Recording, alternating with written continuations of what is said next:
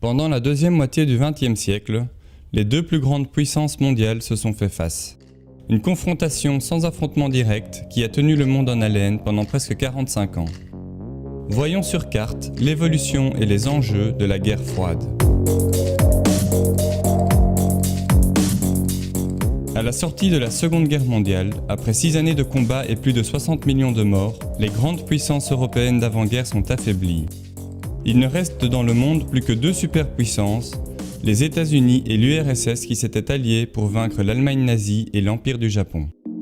L'URSS, ou l'Union des républiques socialistes soviétiques, est un immense territoire qui couvre 1/6 des terres émergées de la planète. C'est un État fédéral à régime communiste composé de 15 républiques et dirigé par un parti unique.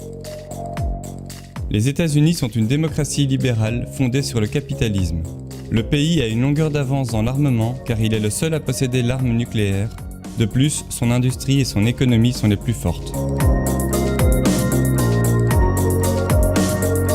En Europe, les deux puissances jouent de leur influence. Les États-Unis sortent le portefeuille avec le plan Marshall. Ils offrent des prêts conséquents aux États européens afin de relancer l'économie et d'instaurer des échanges commerciaux. L'URSS de son côté veut protéger ses frontières et met en place des gouvernements pro-soviétiques dans les pays libérés. L'Europe se retrouve divisée en deux blocs séparés par ce qui est surnommé le rideau de fer. En Allemagne, les Alliés fusionnent les territoires qu'ils contrôlent pour créer la RFA, ne respectant pas les accords signés avec les Soviétiques. En réaction, l'URSS impose un blocus sur Berlin-Ouest, qui est toujours sous contrôle des Alliés. Un pont aérien est mis en place pour ravitailler la zone.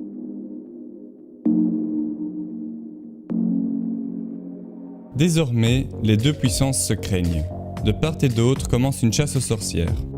Aux États-Unis, les employés fédéraux sympathisant aux idées communistes sont licenciés, ainsi qu'à Hollywood qui devient un outil de propagande anticommuniste.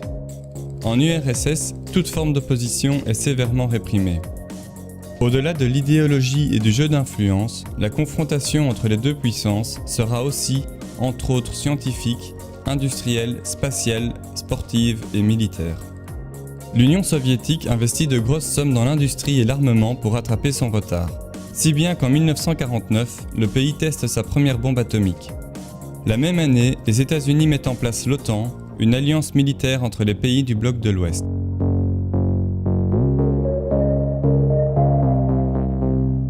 Tout au long de la guerre froide, il y aura de nombreuses confrontations indirectes entre les deux puissances et leurs alliés. La première se déroule en Grèce, où une milice communiste résistante de la Seconde Guerre mondiale, soutenue par les Soviétiques et armée par la Yougoslavie, entre en guerre civile contre le parti monarchiste traditionnel, soutenu et financé par les Britanniques puis par les États-Unis. Mais suite à des tensions, l'URSS rompt l'alliance avec la Yougoslavie. En conséquence, les communistes grecs perdent un soutien important et sont contraints de déposer les armes. La Grèce passe dans le bloc de l'Ouest. En Chine, après 3 années de guerre civile, les communistes l'emportent face aux nationalistes qui se replient à Taïwan. L'URSS gagne un allié de taille dans la région qui influencera 2 guerres en particulier. La première en combattant aux côtés de la Corée du Nord communiste contre la Corée du Sud, elle-même soutenue par une force internationale de l'ONU dirigée par les États-Unis. Après 3 années de combat, un cessez-le-feu laisse la péninsule coréenne divisée en 2. La Chine intervient aussi en Indochine française où elle soutient une milice communiste rebelle contre la France qui tente difficilement de reprendre le contrôle de son ancienne colonie. La France est contrainte de quitter la région. Le Vietnam est divisé en 2 à hauteur du 17e parallèle avec les communistes au nord et les nationalistes au sud soutenus par les États-Unis. C'est le début de la guerre du Vietnam. En réponse à l'OTAN, l'URSS organise sa propre alliance militaire avec le pacte de Varsovie. L'année qui suit, la France et la Grande-Bretagne s'unissent avec Israël dans une guerre surprise contre l'Égypte dans le but de reprendre le contrôle du canal de Suez. Les États-Unis et l'URSS s'opposent à cette attaque et imposent rapidement un cessez-le-feu, marquant la fin de la domination européenne dans la région au profit de l'URSS. L'Union soviétique, qui a maintenant bien rattrapé son retard militaire et industriel, installe des centaines de missiles à longue portée en direction de l'ouest de l'Europe. En réponse, les USA placent à leur tour des missiles en direction des territoires soviétiques. Suite à des désaccords, la Chine rompt son alliance avec l'URSS. Le pays souhaite prendre ses distances pour devenir une nouvelle grande puissance mondiale. D'autre part, de nombreux pays veulent aussi rompre avec la bipolarité du monde et choisissent de rester neutres en créant le mouvement des non-alignés. En Amérique latine, les États-Unis jouent de leur influence pour ne laisser aucune place au communisme. Mais le pays échoue à renverser militairement le nouveau gouvernement communiste à Cuba. L'URSS profite de cet échec pour se rapprocher diplomatiquement du pays. Des soldats et des navires militaires soviétiques sont envoyés sur l'île et des missiles y sont installés en direction des États-Unis. La tension atteint alors son paroxysme, les forces marines des deux parties se font face, le monde entier retient son souffle, de nombreux pays se préparent à la Troisième Guerre mondiale.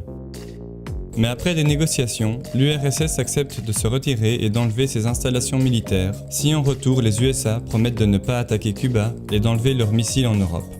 La tension redescend. Au Vietnam, la situation s'enlise. Les États-Unis décident alors d'organiser une invasion militaire avec plus d'un demi-million de soldats. Cette décision irrite la France qui préfère trouver une solution pacifique. Le pays décide de prendre ses distances avec la prééminence des États-Unis et quitte l'OTAN. En 1975, les communistes gagnent la guerre. C'est une lourde défaite pour les États-Unis dont l'image est ternie. L'URSS en profite pour relancer sa politique d'influence dans le monde. D'une part, elle soutient des milices communistes en Afrique qui prennent le pouvoir dans des pays nouvellement indépendants. D'autre part, le pays envoie son armée en Afghanistan en soutien au régime communiste qui combat les Moudjahidines, des opposants islamistes soutenus et financés entre autres par les États-Unis. L'URSS remplace aussi ses missiles dirigés vers l'Europe, ceux-ci sont plus précis. C'est le début de la crise des euromissiles qui met l'Europe à mal et qui pousse les États-Unis à installer de nouveaux missiles.